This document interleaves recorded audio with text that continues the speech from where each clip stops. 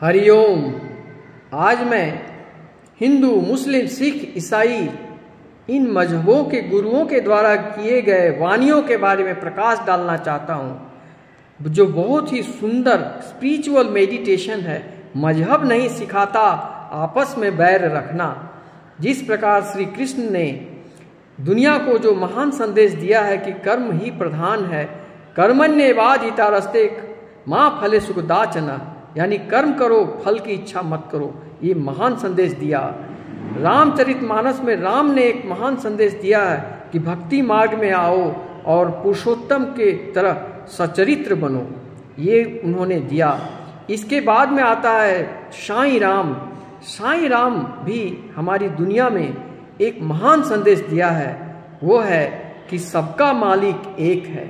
इन बात को मैंने गहराई से सोचा, जिसका मतलब क्या है कि यानी हिंदू, मुस्लिम, सिख, ईसाई जो भी मजहब के लोग हैं, सबका मालिक एक है, वो है परम ब्रह्म परमेश्वर, वो है यूनिवर्स।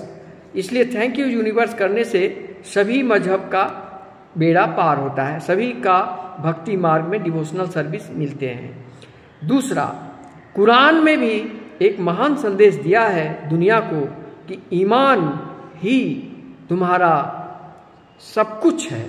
अगर ईमान नहीं है तुम्हारे अंदर, ईमानदारी नहीं है, तो तुम कुछ भी नहीं हो। अगर तुम फकीर हो और ईमानदार हो तो तुम बादशाह हो, लेकिन अगर तुम बादशाह हो और तुम्हारे अंदर ईमान नहीं है तो तुम कुछ भी नहीं हो। ये संदेश दिया। भगवान बुद्ध ने एक संदेश दिया कि अहिंसा परमो धर्म, हिंसा से कोई समस्या का समाधान नहीं है। इतनी सुंदर बातें बोले।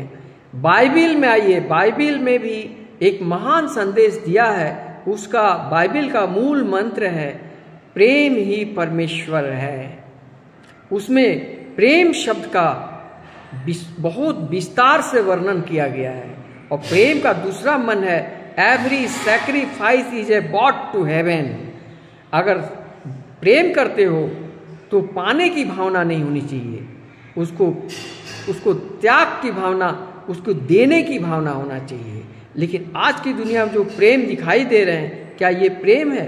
ये सिर्फ लेना तो चाहते हैं मगर कुछ देना नहीं चाहते हैं। ये प्रेम नहीं है, ये फेक रिलेशन है और डर्टी रिलेशन है, जो आज के समाज में दूषित करने के लिए, घर को तोड़ने के लिए, यही फेक रिलेशन और डर्टी रिलेशन से, मेंटल डिप्रेशन से लोग बीमार होकर त्राहिमाम कर रहे हैं।